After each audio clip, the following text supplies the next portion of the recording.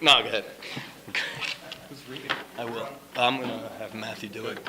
All right. Good evening, ladies and gentlemen, and welcome to the February 21st, 2018 Planning and Zoning Commission meeting. I'd like to call the meeting to order. First, what I'd like to do is stand for the Pledge of Allegiance. If you'd like to join me, please do. I pledge allegiance to the flag of the United States of America and to the republic for which it stands, one nation, under God, indivisible, with liberty and justice for all. Thank you. Okay, so for the benefit of those who may or may not have participated in a Planning and Zoning Commission meeting, our procedures are as follows. We will read the legal call to the meeting as was published in the local newspapers. The applicant will be invited to come forward and present the case, explaining to the commission and others present what is being requested of the property. Comments of town agencies will be read for each application if there are any. There will be clarifying questions from the commissioners, then there will be an opportunity for clarifying questions from the audience. First, those who wish to support the application may come forward, and second, those who oppose the application will be invited to come forward and express their opinion. As this is a public hearing, it must be recorded. It's necessary for all speakers to identify themselves by stating their name and their address before addressing this commission. The applicant is then free to leave or remain for the balance of the public hearing and the regular meeting, at which time the commission will try to reach a decision on each application. Each applicant will be notified in writing as to the decision of the commission and has a right to appeal in Superior Court if desired. Decisions of this meeting are available the day after the meeting by calling the Planning and Zoning Office at 203-453-8039 after 9 a.m.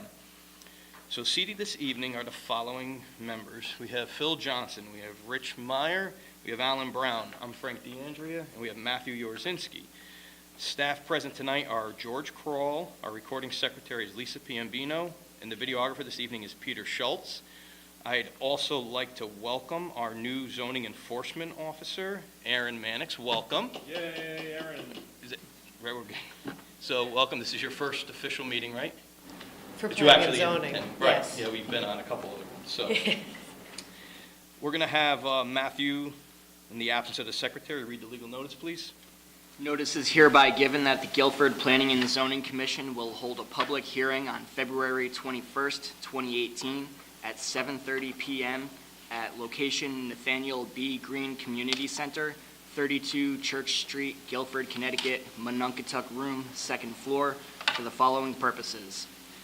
May Bloomer Hoyt, 986 Leeds Island Road, map 11, lot 19, zone R5, coastal area management for addition of 12 by 23 deck, section 273-91. Forgive my pronunciation of the next. Bouc de Boer, 125/129 Water Street, map 32, lot 17, zone R3, special permit for change in a non-conforming use, internet child/toddler consignment resale with some retail sales, section 273-19. Copies of these applications are available for inspection in the office of the Planning and Zoning Commission, Town Hall South, 50 Boston Street, Guilford, Connecticut. At this hearing, persons may attend and be heard, and written communications will be received. Dated at Guilford, Connecticut, this 31st day of January 2018. All right, great. Thank you. All right, so we're going to open up the public hearing. And first on the agenda is John Redding for 6 Sleepy Hollow. This is the second public hearing on this one.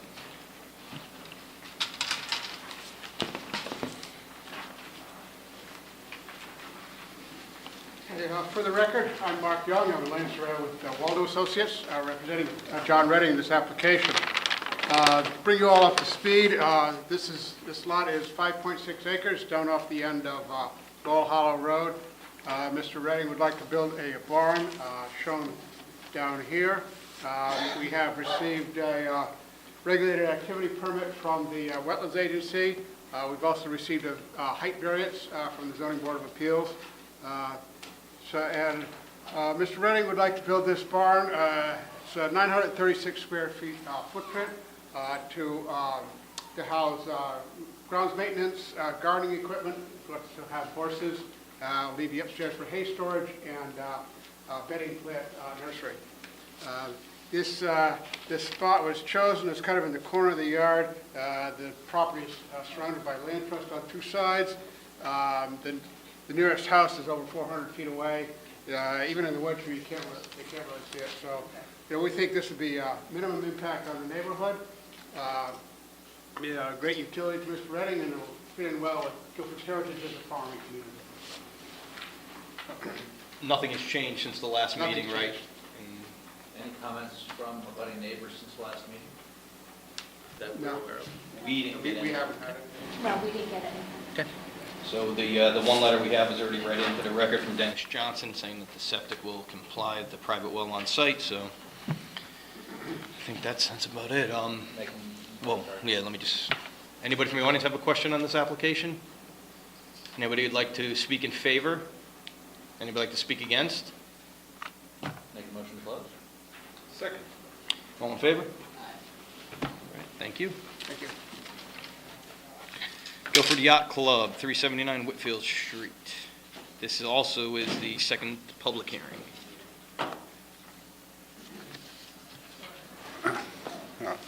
Jack Evans, Boston Street. I represent the Guilford Yacht Club. I'm on the board of directors. I can put up the chart, but we went through it rather elaborately last time. Is there any questions or follow-up from last time? Quick question, Sure. comment. How long did it run last time? Special permit? I'm sorry, the special permit, yeah, we have a special permit to dredge onto the, Oh, it was like 30 days last, what we've done. Oh, we haven't done a special permit in the past. okay. None. This is our first special permit. Okay. Is Okay. that, The reason for it is I guess we I'm haven't- curious if what we're doing is following what has been done in the past? Or Yes. some, It's followed through the DEP. I think of the way to answer it is we're following through the Connecticut DEP, which we're required to do all the things that we have to do for the town. What we're finding out is that under the new DEP permit, we have to get the town approval Okay. also. This is the first time that they've applied for a special permit for dredging. we issue a lot of special permits, but I don't know of any that go for 5 years. Is that, Within the special permit criteria for this type of application, excavation, dredging, it specifies you can Up to 5 limit years. time frame. They've specifically requested 5 years. And the reason for it is we annually dredge. right, And, this is fun, but not that much fun. yeah, we wish we could get out of it. The big issue that we have with the dredging is that, A, we do it every year. B, we have to maintain the river for the compliance with the federal regulatory part, Coast Guard, Army Corps of Engineers and all that, and it's not federally funded. So we have to do all that. The town doesn't have the money for it either, so we end up doing that process. I understand that you're using the latest technology and standards, and very up to date, but I'm curious, is there any discussion about a permanent solution rather than dredging every year? Yes.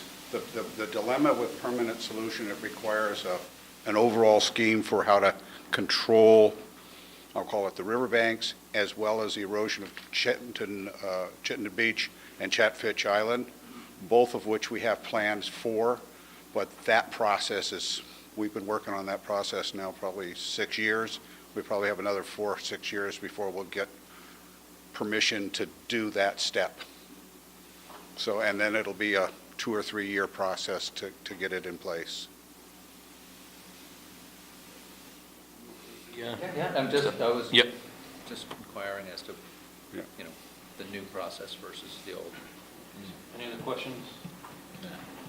They're all- So, any members from the audience like to ask a question at this point? Anybody like to speak in favor? Anybody like to speak against? Make a motion to close? Second. Discussion? No? Good. All in favor? Thank you. Thank you. May Bloomer Hoyt, please. You next. Hi, I'm Mae Bloomer-Hoyt, 986 Leeds Island Road. We are applying to build a wooden deck that's 10 by 23 feet, 1.5 feet off the ground. Essentially, that's it.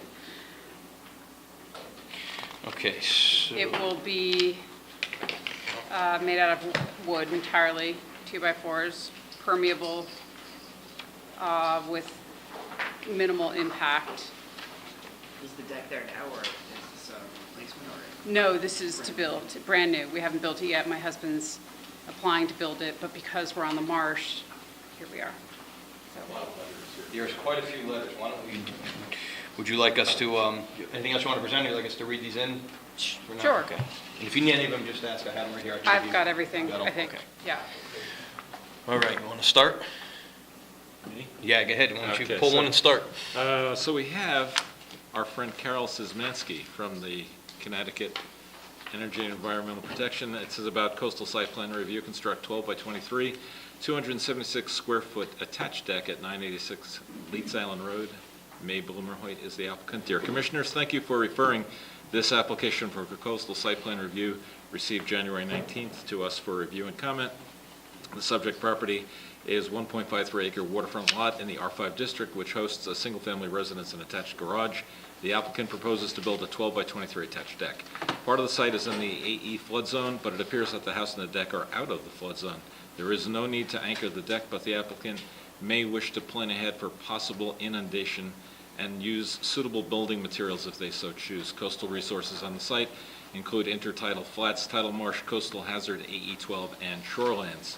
Site plans deficiencies, none of the submittals include either a scale or an indication that the new deck meets the required setbacks for the R5 district. Does it? The deck is 2 feet of, 1.5 foot above grade, and therefore it's not subject to the setback requirements? Okay, the side yard is 20 feet and the rear yard is 50 feet. The commission should ensure, and George just did, that the new deck meets these minimum yard requirements. The coastal resources should be marked on one of the site plans, and a measurement should indicate that the new deck is an acceptable distance from the coastal resources and meets the required buffers. I think Kevin might address that. Okay, it appears that the site includes tidal wetlands, which may not have been indicated in the narrative or on the site plan. And since the proposed construction will include soil disturbance for the purposes of concrete pilings, siltation and erosion control should be indicated on the site plan installed before any disturbance occurs. Possible violations. The aerial photograph submitted with the application shows what appears to be a floating deck stored to the west of the house that is subject to this application in the intertidal flats tidal marsh. A search of our database indicates that there are no permits for this dock or floats that are issued for this site.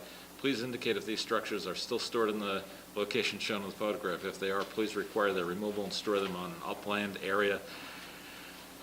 As such storage causes damage to the coastal resources in a violation of the CGS sections 22A 32, 22A 361, respectfully request that the commission resolve the issue of the floating deck storage, possibly in coastal resources. Is there one? That's actually not ours. Good. That's stored off of, practically off of the Thimble Island, and it was brought in from one of the hurricanes by our neighbors. So it's not on your property? No, it could be. We border my parents, Nona and Kent Bloomer, so that's probably right on the boundary, but all of us bring our boats and anything that might be subject to damage during the hurricanes in. So that's not a permanent residence, but it's not ours. We don't have a dock or a deck. So is it just floated in debris? No, it was brought in up the creek so that it didn't wash out to sea, I think, during the blizzard, maybe. So the state DEP. Temporary. So would you like know what you to they're move making reference to? Yeah. I think I know what they're, I mean, it looks like looks like 2 docks and a ramp would be, that's, yeah. So they kind of want you to not have that there.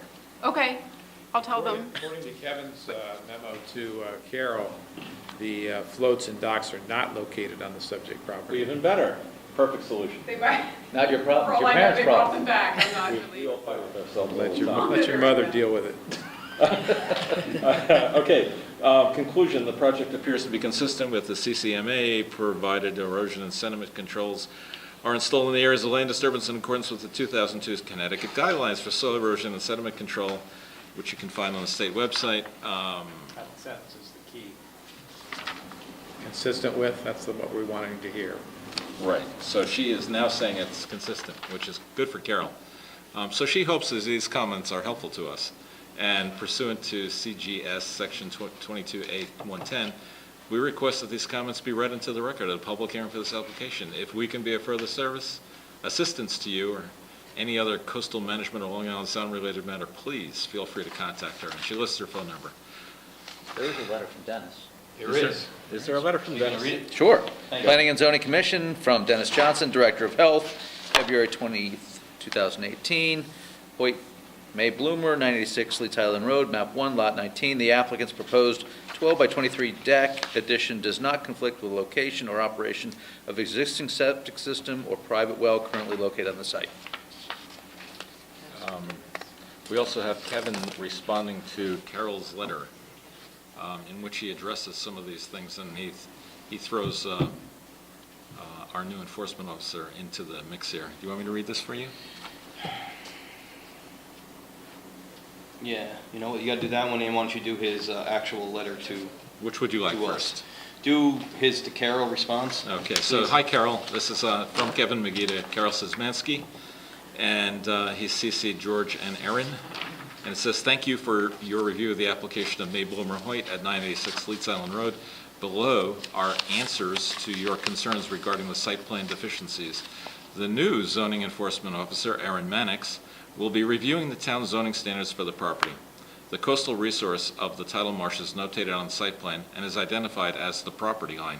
The deck is located approximately 40 feet away from the deck. The deck is located approximately 40 feet away from the deck, which means the coastal resources. Yes, the coastal resources, which means the coastal setback requirement of 25 feet for this property is probably met. This is, sort of go with it. The coastal area management application notes that the coastal resources are general coastal resources, intertidal flats, shorelines, and tidal wetlands. For soil erosion controls, I will be asking them to dispose of the soil removed for the sonotubes at an upland area. Additional concerns noted, the assistant town engineer, who is the town's flood manager, is reviewing the application for consistency with the federal and town standards. The possible violations of float and docks are not located on the subject property. Attached is a copy of the application. If you have any questions, please contact me, Kevin. So Kevin is sort of getting you off the hook. Yep. And then we have Kevin writing to us, Coastal Area Management Review. This applicant is proposing to install a 12 by 23 deck installed on concrete-filled support tubes. The work being conducted is located outside of the flood hazard area and has a minor impact on the adjacent coastal resources. In order to make sure the coastal resources are protected during the construction process, I recommend the following conditions of approval. Any soil removed from digging the concrete-filled support tubes should be disposed of away from the hazard flood area. You're okay with that, right? We are, yeah. Good. The rest of the property does go uphill, and we're planning on putting it there, although I think there'll be very little dirt. Wonderful. Good job. I think that's all I have. That should be it for letters, right? I didn't see any more in the pack. So you're going to be doing this, you're not going to be impacting the coastal area because you're outside of the flood zone. If you are concerned or worried that this thing's going to get carried away with floods and whatever, you can probably put some straps or hold downs into the ground to anchor it, but the state's not requiring it. You know, I don't know how often the area floods. You probably do, though, if your parents' house is next door, so. Yeah, I grew up there. Yeah. We're actually in pretty good All right, so you know what to stead. do. Yeah. I'm good with all this. I don't have any other questions. Fine. Alan, you all right? Anybody from the audience like to ask a question this time? Anybody want to speak in favor? Anybody want to speak against? All right. I'll make a motion to close. Closer. I think it's a close. Yeah. This is a close. This is not a second. Oh, so we make a decision. Yes. Second. All in favor? Aye. Thank you very much. Thank you. Okay. Somebody help me out there. How does it? I don't want to do this injustice here, so I'll come up with the owner of the building. please. Hi, my name is Liberato Pelosi. I'm 154 Laurel Hill Road, Branford, Connecticut. I'm the owner of Trolley Barn Crossing at 125, 129 Water Street in Guilford. What we're trying to do is, use the existing space. It's like a retail consignment store. I'm going to have her come up and explain the type of business that it is. We're not looking to change the zoning or change the shape of the building, any changes outside, any changes inside, no signage, different signage. It's actually like, just going to use the space that we have. I don't know if you know what building it is. It's the one block from the post office. And what it is, it's a residential zone, but it's like the building is, is not really residential, can't be used residential because it's in the flood zone and it's only 7 feet above sea level. It takes a lot to convert it to a residence. So we're trying to use it as an existing space that it is. And I'll have her explain the type of business it is. There might have been a misunderstanding with the amount of, it's really not a retail. She's like, I'll have her explain it. I don't understand it. It's an internet business. But, say your name. Hi, I'm Balkia DeBoer at 73 Pepperbush Lane in Guilford. The spelling of the name does not help at all with the pronunciation. It's just a game of boggle, 6 letters together. So I am the sole proprietor and owner of Sure Thing Kidsignment, which is an internet and mobile boutique of gently loved children's clothing, so baby, infant, toddler clothing. To date, it has been run out of the home. We are at this point at capacity with the amount of children's clothing. So we had been looking for a location to expand into, primarily for storage and execution of the e-commerce side of our business. So we do a large percentage of the business online. I also do a lot of local delivery, so people will order things online and I deliver locally. And I have had some requests to come shop in person. So the proposed use for that particular space would be primarily to run the e-commerce business, to do by appointment shopping, which would be one customer at a time, essentially. And then I do also, over the last 10 months, I run pop-up sales roughly once to twice monthly at a variety of locations throughout the shoreline. So I've done them at the Harvest Festival on the Green, the Branford Festival, the Dudley Farm. So there's different locations that I do, and so I would like to utilize the space maybe 1 to 2 days a month as well for the retail hours that were proposed in the application, not to exceed that 9 to 5 window on any given day. The traffic on that is traditionally pretty minimal in terms of the quantity of people that are there at any particular point in time. Mr. Pelosi, could you review for us the arrangement of the space in the building? What's used? I mean, most of it is your store, I know, but then what else is in the building now, and where will this be in relation to those other things? There's an office space, well, there's You have a little drawing that you prepared, but you can do it however you'd like. yeah. There's like, the whole building is 8,400 square feet, and there's a 7,000 square feet is the floor store, and there's like 1,400 square feet of office space. Right now, it's upstairs. I have a friend using a spot, and then there's a spot next to in the office space that I have another friend using just for storage. But she's going to be renting the office space, so it's about 700 square feet of office space on the first floor. I can show you a picture of the. It's actually in the plan things I have here. I think we just have one copy of it here, so. Yeah. So This what was is the the first space? floor. The space was used for something else previously, Oh, yeah, it correct? used to be an art studio. He was more like a storage, and he used to make these art things they used to do for people that do drawings outside. They would sit inside of a hut and draw. So it was like a studio, but it wasn't really open to the retail. So he's no longer there. He's not there. He's not there, yeah. Is the real estate firm still in the building? No, they were trying to get in, but she had left for numerous reasons. She changed her mind after we got approved. So Is this the space that they had proposed to Yeah. rent for the real estate? Yeah. They never really took This is it. the only vacant space Yes, today. yeah, she was gonna take it, and it was, numerous reasons, she's really not clear why, and then it reached the point where she was talking about mold and all different things, so she changed her mind, and then, even though we got approved, so she's not there. Yeah, I only have I'm not looking to change the zoning, and not looking to divide the building permanently, it's just the way it's designed that we're trying to use it in that fashion. And, because it can't be retail, it's in the first floor, there's all flood zone. And, that's about it. Commission to understand this is a special permit because it's a change from one non-conforming use, which was this office, art studio kind of thing, to the proposed new use for the 600 square feet, which is the internet retail business, how, as it's been described. Didn't we approve the use for it as a real estate office? We did at one time, and I think that was even previous to the art studio, if I remember. No, it was after we The art approved studio it. was first, then Okay, it's after, okay. So we've. currently, right now, it would be, we changed it to Right, so we're going was a from professional real estate office to Okay. to retail. internet. Although it's actually vacant today. Yeah, but yes, and we took the lease, so. The most recent approval was the real estate But, office. you know, maybe there's a way that we could, we're willing to understand, like, we put down retail and put all them hours down, but I don't know if, like, we're willing to understand if there's a restriction, because like she said, she's only gonna do pop-up sales. It's not gonna be like every day a retail store. So I don't know how we could word that, and, maybe the opposing neighbors might be more, agreeable to that. The amount of traffic I think that it might create would be like, just if one house went up down the street or something, there's not really gonna be much traffic created. But I don't know how to word it. We put down a lot of hours there, like, because, just to, cover ourselves in case people did come in, but whatever. Well, yeah, and the hours that were put in were only due to the fact that it's not a fixed day that I'm open every month. It's not like I say it's the third Saturday of every month that is the pop-up sale traditionally. I advertise it ahead of time. It usually averages out to be no more than 2 days a month typically, that I would be open to the public on a rolling window of hours. Typically, it would be by appointment in this space. Understand what a pop-up sale is?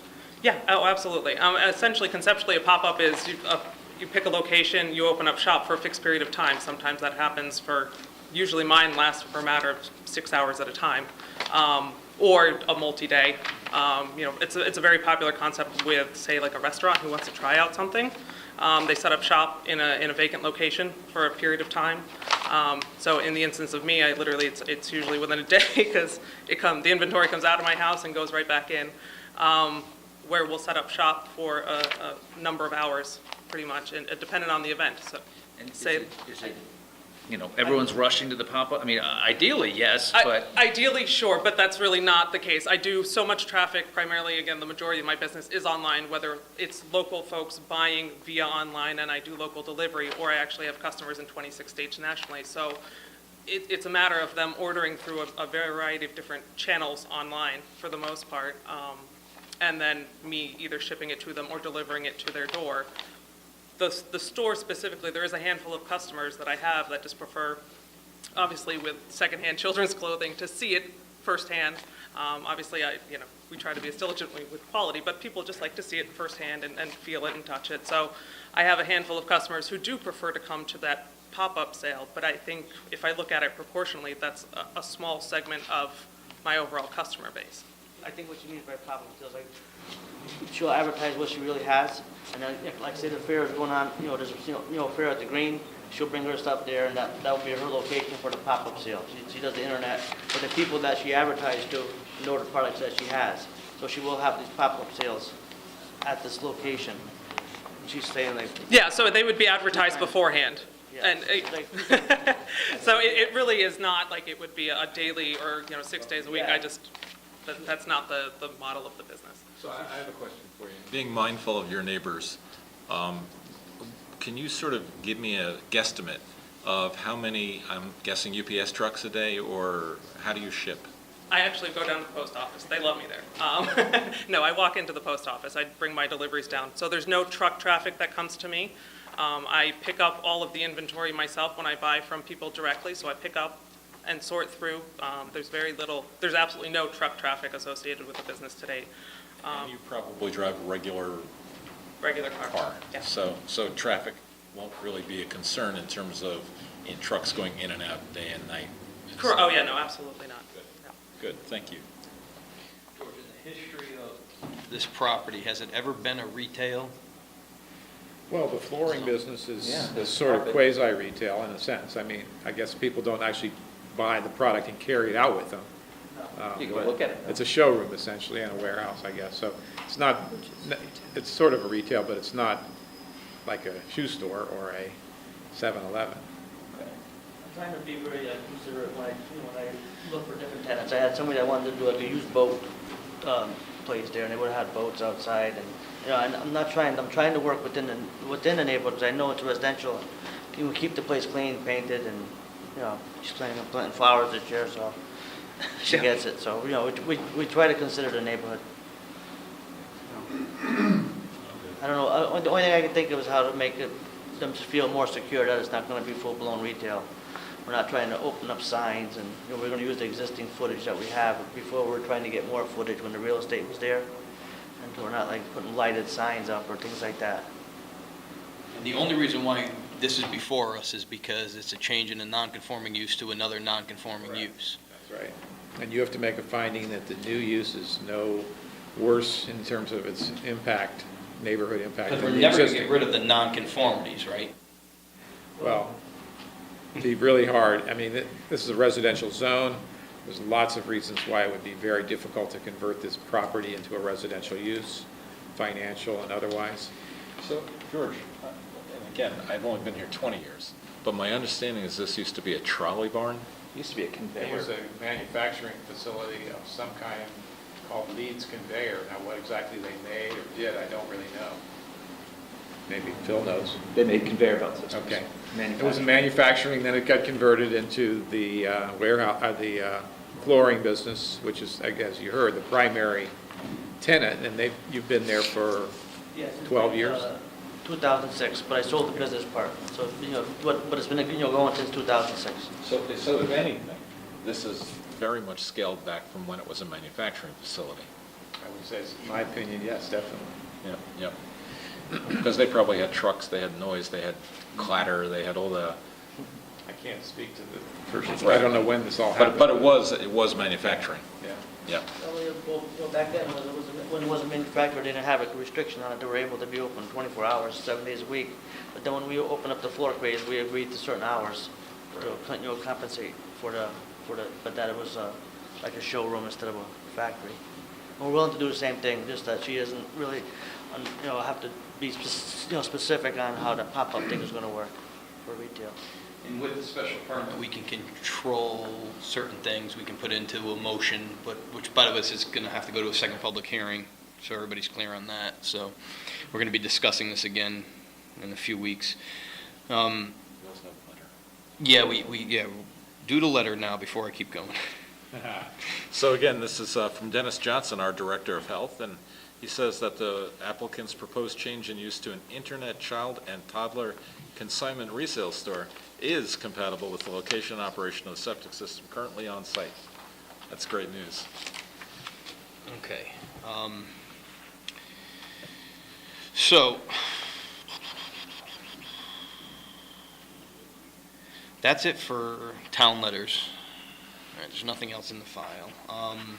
We did receive a letter, but I believe the gentleman who's represented in this letter is here this evening. So I'm going to give you a chance to speak, the attorney as well. Before we get to that, we're going to does anybody else on the commission have questions on this right now? So I'm going to open it up for questions only at this point from anybody in the public or in the audience. Would anybody like to ask a question on this application before us? No. Okay. Hearing none, I'm going to... Comments for? What's that? Comments for? Oh, yeah, comments for. You remember that. Yeah. And then comments against. No comments for. How about comments against or some input from? Would you like to speak at this time? I think it's you. Yes. Counsel.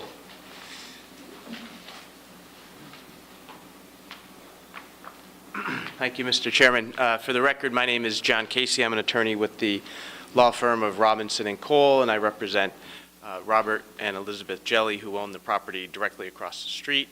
For those of you who've been here a while, you've seen me and Mr. Jelly with all these applications. I've submitted a letter. I can summarize, perhaps for the audience, but actually, before I do that, just so it's in the record, and given the nature of usually these applications, we're sort of on opposite sides, but it's not too antagonistic. I just brought one copy, and I'll explain what they are. It's just sort of the history of the property, and just to make sure that it's in the record. It may not be anything that you need to refer to in the short run.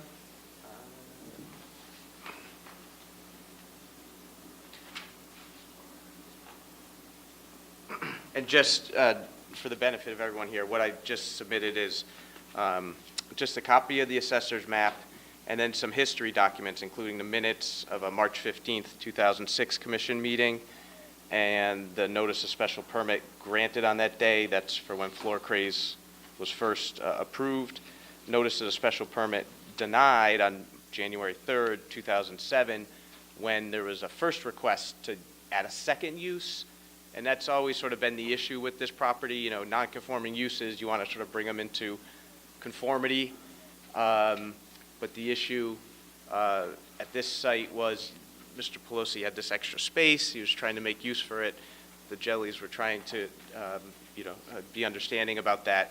And so the idea is, how do you use this vacant space without creating a whole second use that might sort of tilt the balance? So there was a request to rent the space. It was denied. Then there was a second request that actually we didn't really object to. The Jellies wanted to see how it went. That originally was I'm forgetting now. That's from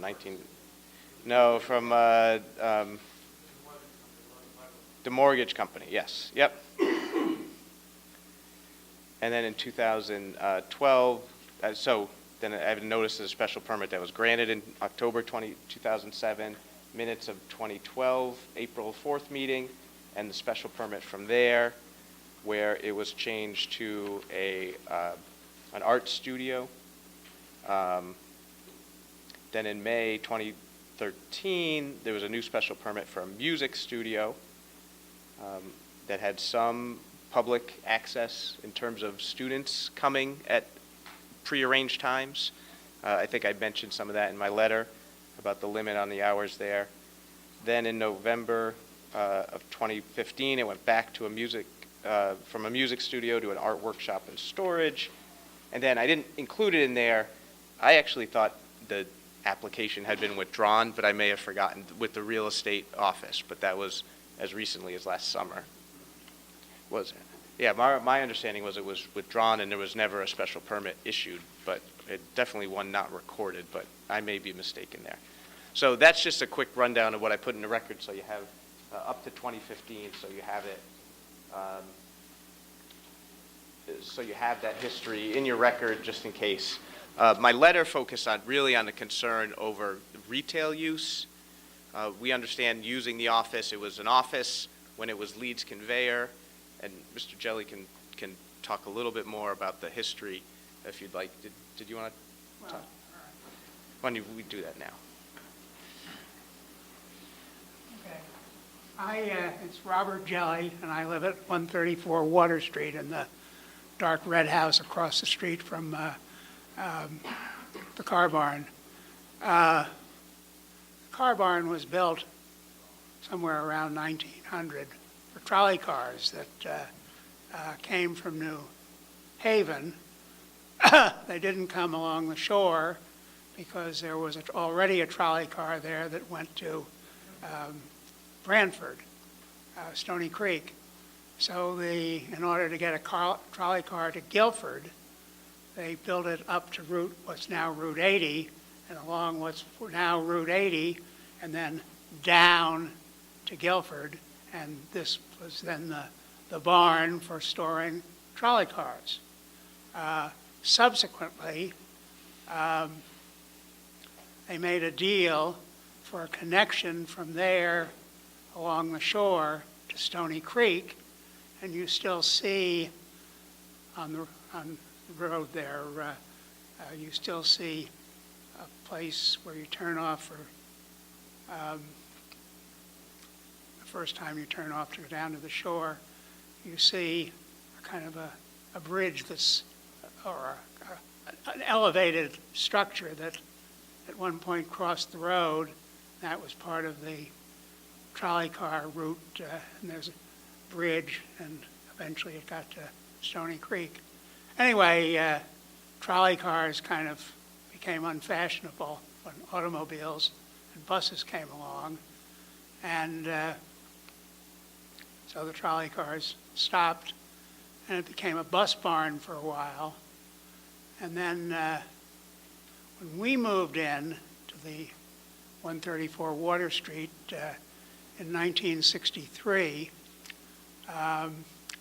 it had become a place for the manufacturing of masts for sailboats. And so, and the reason, of course, was that it had a lot of open space. And so the sailboats would be parked all over outside, and they would manufacture masts of various, and then raise them and then tow them away and so on. Their business got too troublesome, really, I think, in the late 60s, because they were blocking the streets so often with getting boats in and out and all that sort of thing. And they moved down to across the street from Page's Lane, down on next to the railroad tracks, where there's a place that made sailboat masts, maybe still does. And then it was bought by a company that made conveyors for supermarkets, because in those days,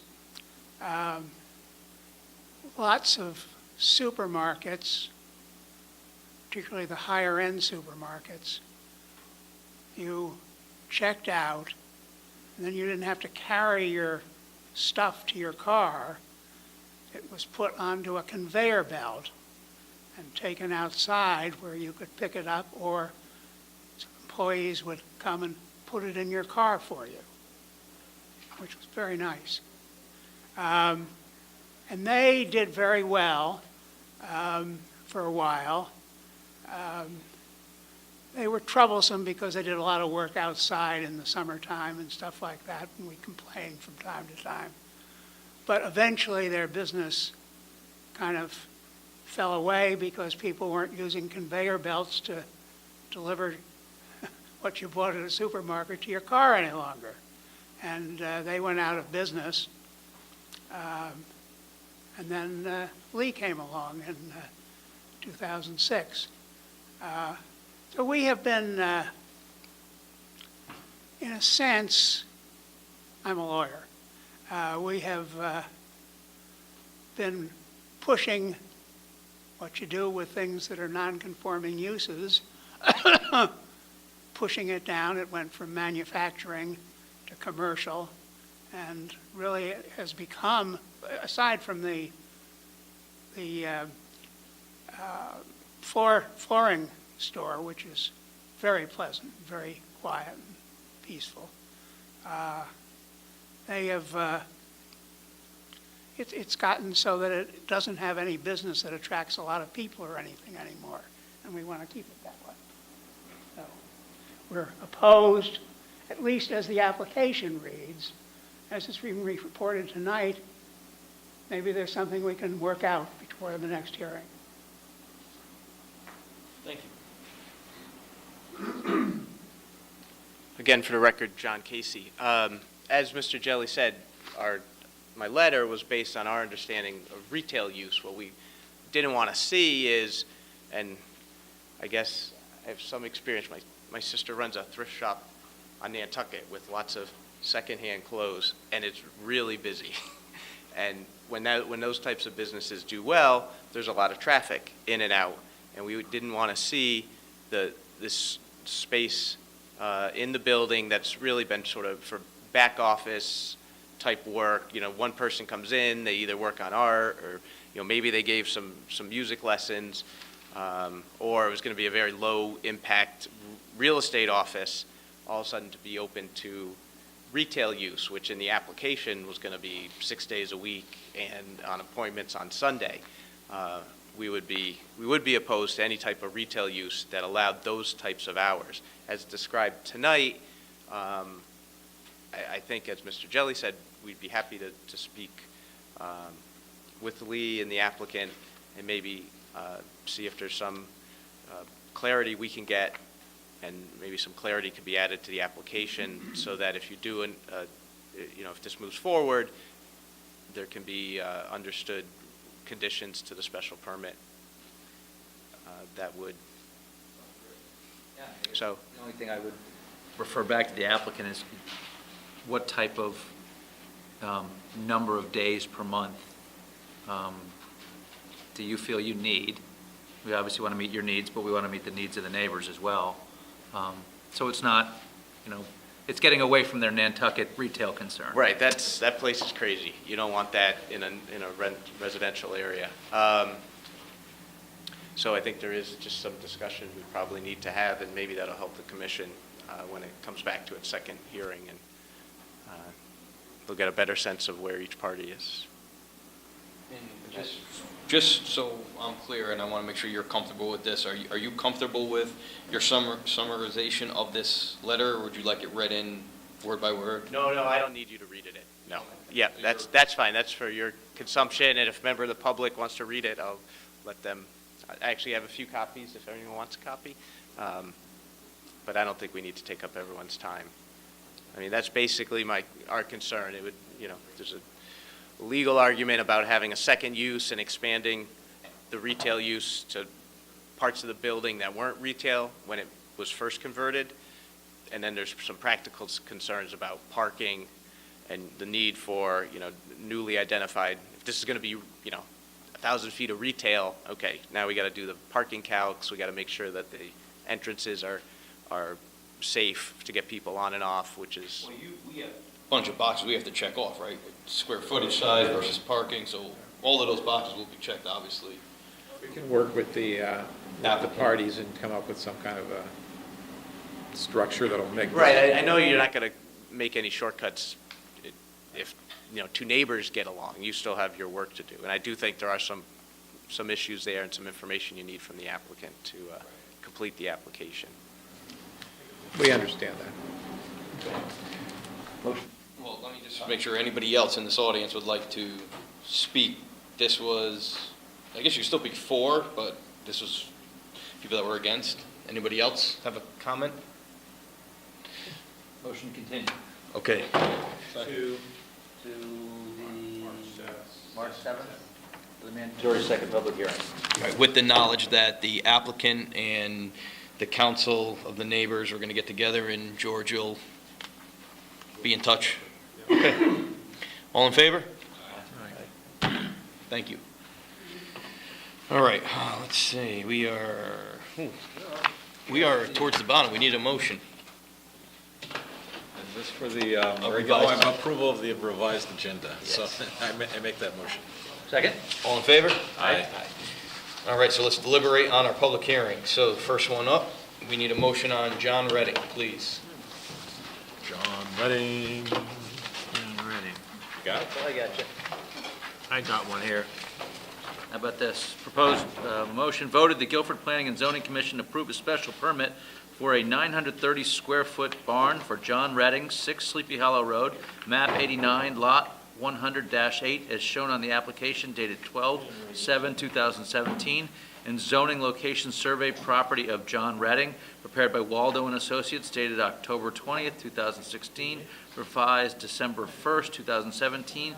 The application is approved without additional conditions. The application is approved based on a finding that it conforms with the zoning code. The special permit is effective March 2nd, 2018, upon filing with the town clerk. Second. Just because I want to be very transparent here, Alan brought to attention, there might have been a letter which is not impactful from Dennis Johnson that was not read in. Is this for the retail? No, this is for this application here. The application, This is the last meeting. the application proposed. Oh, right, it was read in at the last meeting. I Yeah, did? remember? Not you, somebody did. Yeah, we read that in. Oh, all right, okay, as long as it's in there. I didn't think it was in there. All right, we're good. All right, so I seconded it. you second, so do we have any discussion?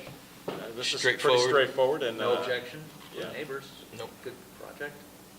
No, it's, this fits right in, and from my initial hearing, we heard that the neighbors enjoy having this gentleman in their neighborhood, and he's being respectful of everyone else, so I would support this.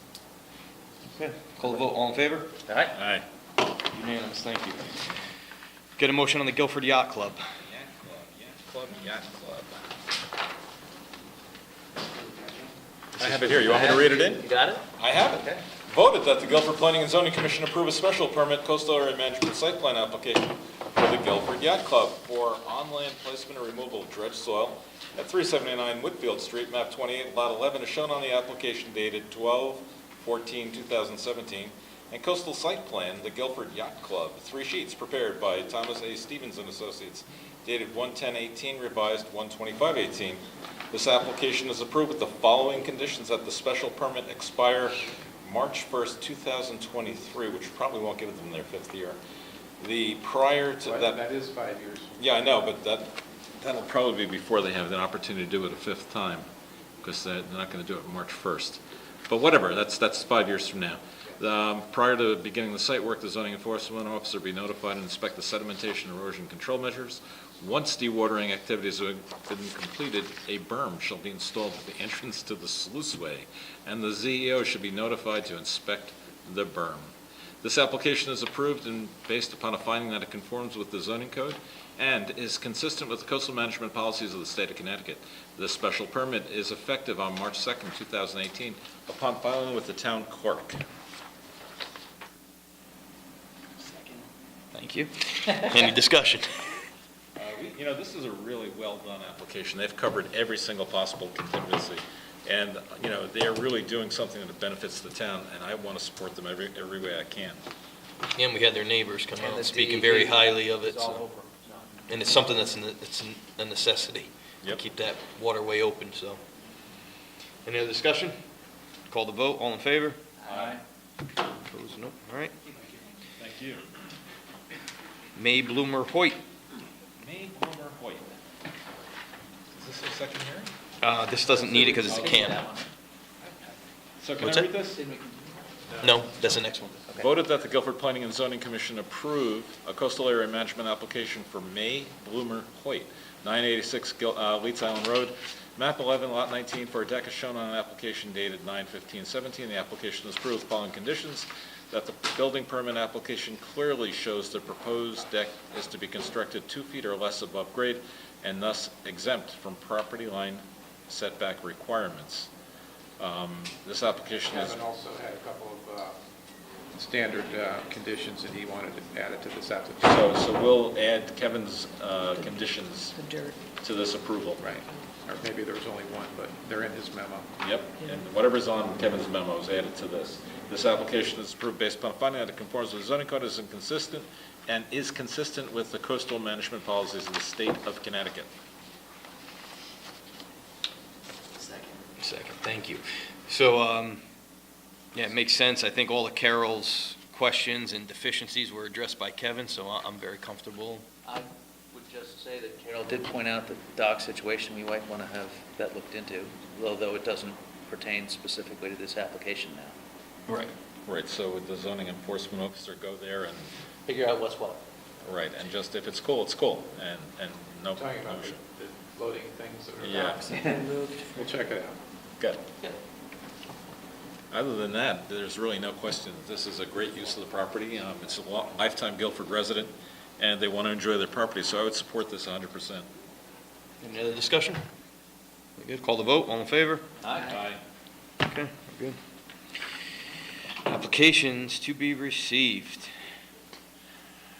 Make a motion that we receive Scott Modzalewski, 1162 Moose Hill Road, map 52, lot 4, zone R8, special permit for accessory structure over 750 square feet, construction of a 3,100 square foot detached garage. Holy moly, that's twice the size of my house. 27319, receive and set public hearing date of 3/7 to be continued to 3/21 for mandatory second public hearing. Move we receive. Thanks. All in favor? Aye. Thank you. Site plans, we, Lori Weingarten, House of Fashion, 23 Water Street, Building 2, map 39, lot 86.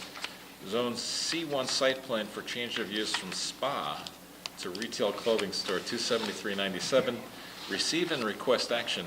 Has this been properly noticed to have action taken tonight? There's no notice required, it's a site plan application. So we're legal and straight to do this? Yes, we are. So I make that motion to receive and request action. Just in that former, is it next door to the former Parsons?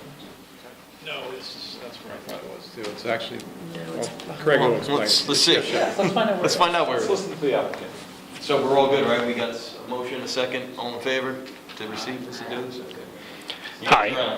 Hi. Craig Maturo, Whitfield Street LLC, 63 Whitfield Street in Guilford, Connecticut. I found out about this last night, so Lori, the tenant, put the application in. It's 23 Water Street. I've been here recently. We put an apartment above this space, so I just want to, maybe somebody recollect that. So I'm going to use the same photos that I had because it was short notice and I made everything up, and hopefully it's enough information for everybody. Is this retail clothing store? It's a boutique, yes. It's a boutique. Yes. We're So- currently, right now, at 71 Whitfield Street. So we're just moving, expanding back to a larger space that Craig owns. Yeah, I'm sorry. So we're currently, the use is a personal care. It was a spa for many years. So they're asking to have it changed to retail. From, It's right next to the coin shop. Is this the one with the racks out on the sidewalk all summer long? No, they don't, we're not allowed to put, Yeah. no, we don't have wraps now. We have mannequins in the window, and we're directly next door to the coin shop. Right. Okay.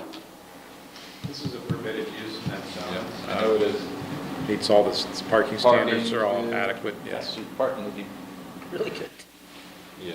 It's the same parking requirement as a spa.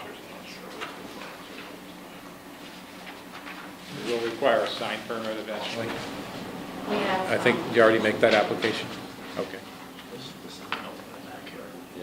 There's no, The whole parking lot area, correct? Yeah, that's what the town that's the town parking area. Is that just a coin shop? that's, this is the new where we're moving to. Right, The old one currently, next to the coin shop. Oh, okay. currently, So you actually get better parking. yes. Yep. But they're all, That's not that it's relevant. There are signs in there that did detail private parking only or. Those signs were put up and they cannot be enforced because the town paid for them, so they're just trying to scare people. That's what this is. Is that part of the building? Actually, can I clarify that? Sure. That's actually not correct. Did they, That's, part of that? that's actually my parking lot.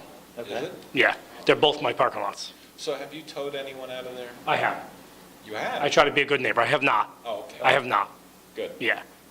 Yeah, I'm trying to work with my neighbors. So this is the area right up in back of the buildings that are on Whitfield Street? I saw signs that say no parking except for, You probably saw signs on my two parking areas, which run perpendicular to the town lot. Yeah. and people are parking in them, or? I would guess you'd have weekends of exceptional activity. Right. 'cause It depends on the time of year. Right. Events, You get the you Arts know, festival or whatever, I could understand. yeah. Be complicated. So what should we be concerned about here? What should worry us? What should worry you? I don't think. Hopefully nothing. This is going from a spa use. I can tell you the history. Skinsations was there. They had about 8 employees. They had a good, customer base. They were probably the busiest one we had. A lot more use than right now. A lot more. So I can't imagine this would impact. And before that, it was the Guilford Gourmet Bagel, which, at the time they were extremely busy. That's the time I bought it. It was 1997. So I really don't see this as any impact, but, I'm the owner. I'm just telling you, you have to make the decision. But spa to retail. There's really nothing we can do because it's approved. Yeah. and it meets all the boxes, so. I wouldn't worry about it anyway. All right, so let's not waste any more time. So do we have a motion for this? We do. Let's motion it up. You don't want to present anything else, right, you guys? I I got know it. you waited a long time, but you're good? Yeah, no, it's pretty simple. Make a motion. Please do. Vote of the Guilford Planning and Zoning Commission to approve a site plan for the change of use for Lori Weingarten at 23 Water Street, Building Number 2, Map 39, Lot 86, for a change of use from spa to retail store as shown on the application dated February 8th, 2018. The application is approved based on a finding that it conforms with the zoning code, and there are no conditions listed. I would second that. No discussion, right? Or any discussion? Was there another letter we're supposed to read in? Yes. Yeah. Dennis From, is- no, there's another one too. I think Brian Scary Malone. guy. Jumping the gun, huh? Yeah, you were just jumping at it. Good call. I got the one from Dennis. Wasn't there one from, what's his name, the little Wasserman guy? Let me go Dennis first then. Planning and Zoning Commission, Dennis Johnson, Director of Health, February 20th, 2018. Weingartner Lori, House of Fashion, 12 Water Street, Building Number 2, Map 39, Lot 86. The applicant's proposed change in use to a retail clothing store is compatible with the location and operation of the septic currently existing on site. Yeah. There's one other one. There's Brian's. Brian McGlone? This Yeah, one this here. is it. Can I speak for my buddy Brian? That's the motion. I love Brian. I have a letter from Brian McGlone to the Planning and Zoning Commission. Mark Wasserman, the Economic Development Commission Chairman, and I were not able to attend tonight's meeting. However, we wanted to provide our support to the House of Fashion. They are requesting a change of use from spa to retail clothing store for their proposed location. This business is in a C1 zone which allows retail by right. There are retail stores in the same plaza building, such as the Country Grocer, Natural Foods, and the Hen and Heifer, and numerous others throughout this zone. The House of Fashion moved their business from Westbrook to Guilford and has operated for several years in a space along Whitfield Street. Their growth is requiring them to move to a new space. We want to support their move and proposed location to keep this unique business in Guilford. And as a consideration, one of the principles of this business is a Guilford resident as well. Based on the above, we trust you will allow this change of use from a spa location to a retail location. Thank you for your consideration. And it's signed with Mark Westerman and Brian McGlone. Thank you for reading those in. I'll call no more discussion? All in favor? Congratulations. Abstain. Thank you. Thanks a lot. Make a lot of money. We're trying, thank you. We have another one. Mr. William Thompson, Can I read this? I love Will Thompson's stuff. please do. Will Thompson, AIA and Associates LLC, on behalf of the Central Hospital for Veterinary Medicine, 535 Boston Post Road, map 48, lot 14, zone TS, site plan for a change from use from restaurant to emergency veterinary hospital, 273-97, receive and request action. I make a motion that we receive it. All in favor? Aye. All right, let's hear it. Good evening. I'm Will Thompson, an architect, 28 South Fair Street, Guilford, for the record. I'm here tonight to discuss 535 Boston Post Road. It previously had, its last use was restaurant use, the restaurant Splash. We're proposing to turn it into an emergency veterinary facility. My client is Central Hospital for Veterinary Medicine. They have a larger facility in North Haven, and they found a need in our demographic, in our zone, to provide their services. In essence, what they do is they provide care for sick animals after hours, like evenings and weekends. That's their primary line of business. And then they also provide specialist consultations during weekdays. Much like for people, for animals now, there are cardiologists, oncologists, and many other specialties. That's what would be occurring during the weekday. It's actually a type of service that's in general complementary to normal veterinary practices, so they actually, it's not so much a competitive thing as an additional service for the community. Just locate the site a little bit. Here's Boston Post Road. There's I-95, exit 59 ramp, Goose Lane, the existing building. Existing building is 5,016 square feet. There's an east parking lot and a west parking lot, two curb cuts. Our plan is basically tenant improvements. We're not planning to change the shell of the building at all, other than changing 2 windows and changing out some door leaves, and I'll go over that briefly in a minute. And then we wanted to create some improvement to the exterior with some landscaping and some adjustments. And initially, we were looking at reducing the paving area because this use doesn't require as much parking. But as of today, we were told that we'd have to seek wetlands for that aspect of the application. So we've withdrawn for tonight's application the option of reducing the paving. We may revisit that as a new application separately, but we'd like to proceed with the main application. So we could, these proposed So those blue areas, are off the table tonight? we're saying those will remain as is, and they're currently paved. So I'll go over the areas just to reinforce. Typically in this zone, we're good. The coverage is 25% coverage. The building's 11.3. That's to remain 11.3. Floor area is 50%. The building is 11.2 floor area ratio. That's to remain. Impervious is to be 60%. The existing is 73.7. We had worked up a scheme to lessen that to 61, but at this point it's to remain at that 73.7%. That said, I think, to do with planning and so on, I think a lot of us prefer the idea, and it's preferable to have less paving if it's not required. But again, we're going to leave that aside for the moment. Let me just go over for the building itself.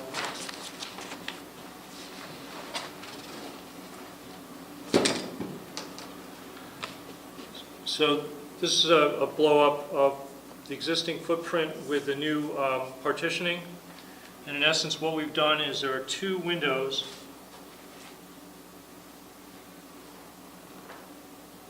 right here that are changed to single units. That's the only facade change.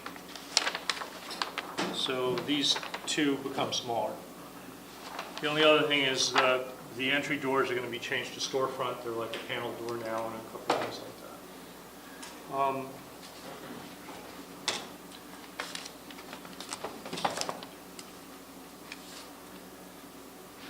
The signage we're planning to leave in the existing location, but I'm going to have John Cunningham review landscape improvements, and then we can get back to a few other details, as well as some lighting upgrades.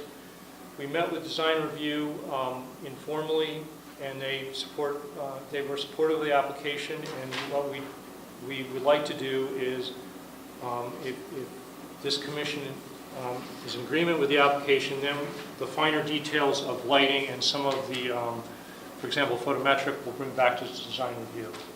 But we appreciate your review and approval tonight. Aren't we more concerned with photometrics and light spillage and all of that versus design review, which really should have nothing to... We look to them for their advice on that subject. But we have a clear, they don't have a clear thing, and our regs will dictate, like I said, every application should have, a RAB photo light scheme plan so we could see the light spillage, and that's really not on them, that's on us. So for us to approve it without knowing... They might have photometrics. Yeah, so So I may have misunderstood you. It sounded like you were going to go, we approve it, and then you're going to go to them to get the... Well, I'd like maybe have Mr. Cunningham show more of the landscape design and the lighting cuts. Okay. And then we can discuss some of that detail and then decide if You're talking about more like the fixture... We have fixture cut, we have photometric typical fixture. We do not have the overall photometric of the site plan, but Design Review with architects on board would be more than able to show that those cutoffs are within the property, which is your mandate. So I would rather, why don't we let Mr. Cunningham show that, and then you can decide. In the end, it's your decision, obviously.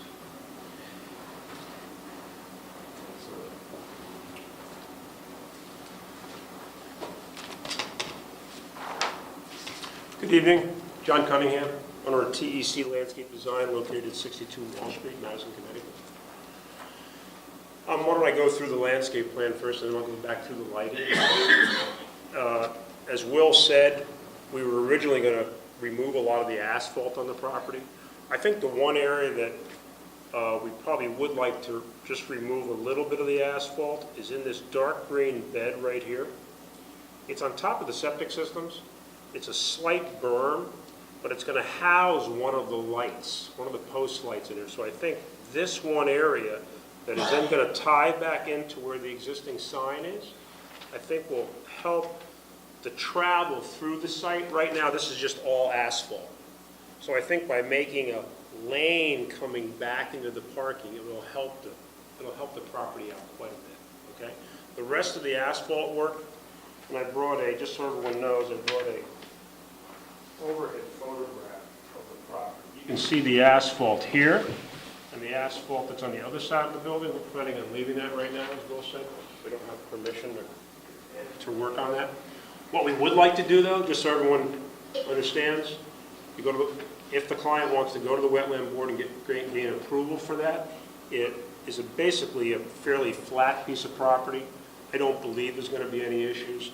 And we'd like to condense the asphalt on this side to lower the amount of parking, and also remove the asphalt on the other side of the building and put in some form of dog area where they'd be walking the dogs to go to the bathroom after surgery or whatever. The property line out front is right here where my finger is. Okay, this is State Highway. This has to remain grass. We are just able to put in some shade trees out front. Acer campestri, they're hedge maple. So you have overhead wires that are running right through this also. So these trees got to stay realistically 25 to 30 feet tall, which they do, okay? The rest of the landscape plan is very simple. There's nothing around the building that I'm suggesting to keep. It all comes back out. There's a larger tree here. I put down multi-stem red maple to give some scale to the building and try to get your eye from going to the building roof line itself to put some foliage in front of it. And then 3 service berries. The dark green bed would be a planting bed of a low ground cover.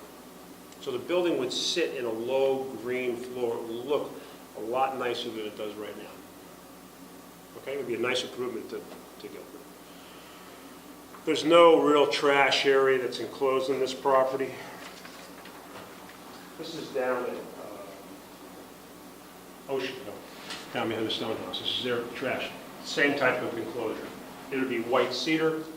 So from the road, it would be enclosed. There'd be some rolling gates on it. This is a perfect spot for it. Trucks would come in, pick up, back up, and go. Lighting. We have 2 different forms of lighting.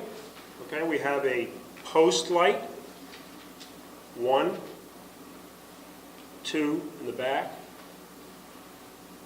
2 on the road. Okay, so 1, 2, 3, 4. I thought there was a 5th one. No, I think we changed it. Okay, we did. Okay, so we're back to 4. They are a full cutoff fixture. We presented this to the design review board. This is the fixture. Here's the spill, and I'm going to go over this, okay?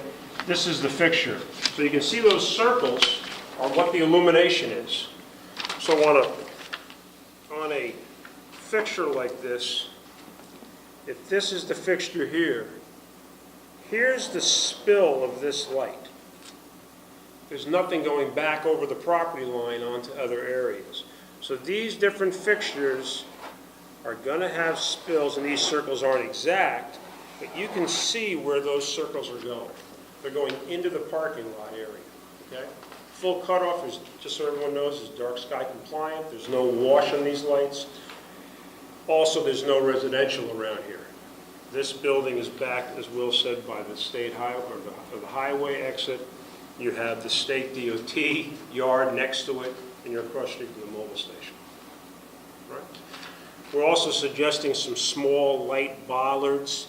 A bollard is used to drag people back through, so if you're in the parking lot and this is illuminated, you're then dragged over to the existing walkways and you move back into the building. These, once again, this is all, you can put it in the camera, this is the small bollard. That's also a full cutoff, okay?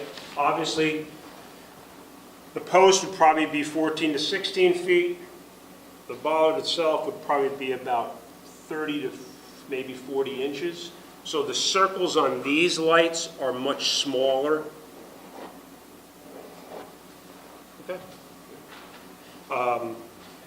And as far as design review, we presented this, they're familiar with the wash on what these light fixtures do. There is no wash. If you look at the numbers on that post light, you'll see that anything behind the light becomes zero, and that's what you're after. So how about on the other side, where right now it's asphalt, eventually maybe a Let's dog say area? in a perfect world, no out, there is a light post here right now. We're removing that. There's a light. We're just going to all pack versions of that same fixture. Yes. On the building? On the building, not out in the area. There's one here, and there was one, I think, Can you orient me or point out to me where roughly the wetlands are? Well, maybe you could help me out. I think there's some behind at the end of this building, aren't there? Yeah, no, I think to the west. Yep. And I think in general, near the ramp. Pretty So- typical near 95. But, yeah, and where the road comes down right at the basis, and I'm familiar with the site. So you're going to be working in the review area without wetlands approval? Well, no, right, what we're asking for tonight is not to touch the parking lot. So we're not excavating anything, it's an existing site, so in reality, we're not doing anything in the wetland review that would be regulated activity. If we were to shrink the parking lot, we've been told by staff, initially, we were told something a little bit differently, but I think it's a miscommunication. But our understanding is now, if we want to remove this or this paving, that's considered regulated activity in upland review. So the berm area that you discussed at the opening, that you want to relocate, you're going to expose soil, you're going to be doing digging if you're relocating that darker, or get rid of blacktop or something? That's outside. That's outside the review area? Outside the 138.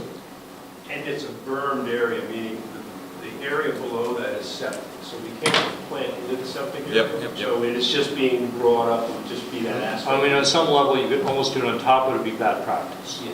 So hang on a second, Aaron, do I have any worries here for wetlands? The wetlands, there are wetlands to the east property line over here, and then the north, there's a swale along the western and northwest area back here. So the areas where they were originally proposing to remove parking, those both fall within 100 feet. Other than that, we're good? As far as plantings go, that's the only other activity, and that's the minimum. Let me expand on that a little bit. I'm sorry. In staff review, we were, I think, unanimously in agreement that the removal of this asphalt area, both the two parts of it would be very desirable. And we were strongly encouraging that, and I think the applicant wants to do that too. It was only this afternoon when we ascertained or came to the conclusion that the work that would be required in those two areas would constitute an activity that would require review and approval by the Inland Wetlands Commission. So, based on that, the applicant, in the interest of getting moving on this project, and particularly, as I understand it, getting started on the interior renovations, which are really quite extensive. If the site plan is approved, they can get a building permit to start the interior renovations, and then hopefully the owner of the property will authorize them to continue to implement the plan that John just described, which would result in a significant improvement in the site in terms of softening it and making it much more attractive. But there's no guarantee that that would ever happen. They're not authorized they would not be authorized to do any of that work based on the application that's before you tonight. The only thing that they'd be able to do based on approval of this application are the interior renovations, the minor landscaping improvements that John mentioned, and the lighting improvements. The other work, the other site work, would require. So they couldn't even get rid of that curb cut? Correct. That would have to wait until. That's No, the- we would plan on not touching it. That's and again, hopefully they will, at a second stage in this project, come back both to the wetlands, most importantly to the Wetlands Commission, secure the necessary approvals, and then do a site plan revision, which you've already basically heard them describe, but it would require another review by you. And hopefully that would happen subsequent to where we are tonight. I heard a lot. Yes. I think there's a note from Dennis, but I'm curious as to whether or not there are any additional requirements from a septic standpoint with respect to I spoke to Dennis. any medical waste issues? Yeah, well, let me, so first of all, one of the things I didn't mention is any solid wastes are bagged and taken out by trash for the animals. Okay, so that's clear. We provided Dennis with flow numbers from their larger facility and applied a factor which Dennis reviewed. The existing septic for non-restaurant use is relative to roughly 2,500 gallons per day capacity. The factored use would be 1,003 gallons per day. If you add 1.5 to that, which is factor of safety, we're well within that parameters, and Dennis was good with that. I don't know whether he had time, he was speaking of maybe sending you a letter, but he may or may not have given you one for tonight. Yes. We have one. I think your question was, is there some kind of medical waste or something Right, associated with for this? example, does the Goose Lane property have any additional requirements from a septic standpoint because there are medical waste? I mean, typically, all medical waste is bagged in hazardous waste. I mean, the reality is if they're doing veterinary surgery, there's going to be blood and they're going to wash it down. It's going to go down the drain and into the septic presumably. I don't have a specific answer for that, other than I know they use procedure, at their other facility. I could find out for you, do a follow-up. I don't have that immediate answer. And my dog was at the other facility. I really, I just don't know if there are any additional requirements. Like, was the Goose Lane property, for example? I reviewed the use with your health director. Right. And your health director was fine with the application. Yale Surgical. Oh, the hospital. I thought you meant something maybe was special or unique to animals. No. Okay. I mean, just. All right. So if we have Dennis Johnson saying that it's compatible with the location in the existing septic. He was aware of the fact that. Right. Use, for sure. So, but to suffice Phil, I mean, where would we go? I mean, not that that's going to hang it up, because we're going to take his word as he's our director of health and supposedly an expert. That's usually what we do. Right. Yes. You're cold. Dennis is an expert, and we love him. So I guess, Frank's concern probably is it's going to be germicidal cleaners to wash down the animal areas, it's going to go down the drain, it's probably going to kill the bacteria in your septic system, and then you're going to have problems. But I'm sure that Dennis considered all that, and his approval on this, or his letter, makes us not have to worry about it. I would agree with that summary. And I would add, you have a facility run by medical professionals, and they run a much larger facility very efficiently.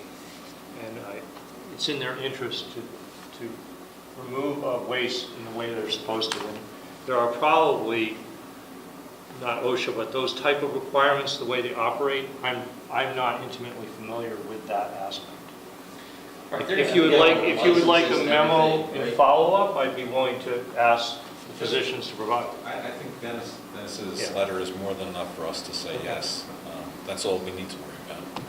But for your peace of mind, if we want to provide a little more, you can. It's not going to hold up the decision, I'm sure. Figure it out. Design review can look at that. So do we have a motion? Well, we got to read Wait, a couple letters in. Oh, you got it. Whoever's got them could read them. Let's see. I got one. All right, go for it. Go ahead. Site plan review, Central Hospital for Veterinary Medicine Incorporated, 535 Boston Post Road, Guilford, Connecticut. The application is proposed in the site plan modification for the conversion of the building from a restaurant to a veterinary hospital. The revision site plan received February 20th, 2018 shows the area of pavement to be removed on the east side and the northwest side of the property. These two areas are located adjacent to inland wetlands, which are not shown on the site plan. I find the removal of unnecessary pavement an important activity, since the removal reduces the impervious surface which the site by approximately 13% and brings the site closer to compliance with the zoning requirements of 60%. Prior to removal of the application by the Planning and Zoning Commission, site plan should be updated and show adjacent wetlands and erosion control measurements. The Guilford Wetlands Commission has not received an application for the proposal activity, which requires for any activity being conducted within 100 feet of the inland wetlands. I also have a note here from Dennis Johnson. Just clear, what Alan just read is what we've been talking about, basically. And that's not a recommendation for conditions, that's a statement of the history that occurred today that led to where we are today with a revised application, which actually has the date 2/21/18. Let your motion reflect that that's the plan that we're actually looking at. Is that okay? Okay. Sounds good, George. To the Planning and Zoning Commission from Dennis Johnson, Director of Health, February 20th, 2018. William Thompson, AIA and Associates, Central Hospital for Veterinary Medicine, 535 Boston Post Road, map 48, lot 14. The applicant's proposed change in use from a restaurant to an emergency veterinary hospital is compatible with the location and operation of the existing septic system currently on site. Thank you. That's all we got for letters. So, hearing that, we have to have a motion. You got a motion, don't you? I have one here. Oh, you want to read it? No, go. Voted that the Guilford Planning and Zoning Commission approve a site plan application for William Thompson on behalf of Central Hospital of Veterinary Medicine, 535 Boston Post Road, map 48, lot 14, as shown on site plan emergency veterinary prepared by Thompson A. Stevens and Associates, dated, and what did you say, George? It's 2/21. 2/21. Emergency veterinary preliminary landscape plan prepared by Tech Landscape Design, dated 2/8/2018. Emergency veterinary architectural plans prepared by William Thompson, dated 2/21? 2/21. 2/18. 2/18. Sorry. Just a second. Okay, this application has approved the following conditions: that prior to the issuance of C of O, all landscape improvements be installed, or in lieu of final installation, a bond be posted with the commission in accordance with section 273-97-3F of the zoning code. And this application is approved based on the finding that it conforms with zoning code. Second. What are your thoughts? Discussions. What are your thoughts? My thoughts are it makes sense, other than getting you some answers for the waste. But like I said, I think it's governed by certain, like, just like, in a restaurant, you need to, you got to get everything from Dennis, you got to get your food license and from the town. And Having transported the dog from a local vet to North Haven, I mean, it's a great asset. Yep. It really is. Yeah. But I can't think of a single reason why we wouldn't do this. We need it, it's going to improve the town, and obviously, they have their A-team working on it. These plans are precise, and everything that they have ever given us has always been stellar. And So, for the record, the North Haven facility is unbelievable. that's the same guys. So. Yeah. Well, it's going to be an improvement from what's there, from what's been there. As Frank knows, this guy's been looking for a tenant for a long time. For a long time. I've been looking at an eyesore for quite a few years. That's it. Don't say too much for standards. Right. I look right at it. let it stay there. So I can't think of any reason why we wouldn't approve it. None. I'll call a vote. All in favor? Aye. Congratulations. Thank you, guys. We have a coastal area management site plan from Daniel Halley at 342 Water Street, map 27, lot 1, zone R6, coastal area management for construction of an in-ground swimming pool, 20 by 40, 273-91. We need to receive it instead of public hearing for 3/21/18. Move to receive. Second. All in favor? Zoning amendment recommended by the Planning Committee for a proposed amendment to the zoning code, reason the elevation of a non-conforming structure in a flood zone.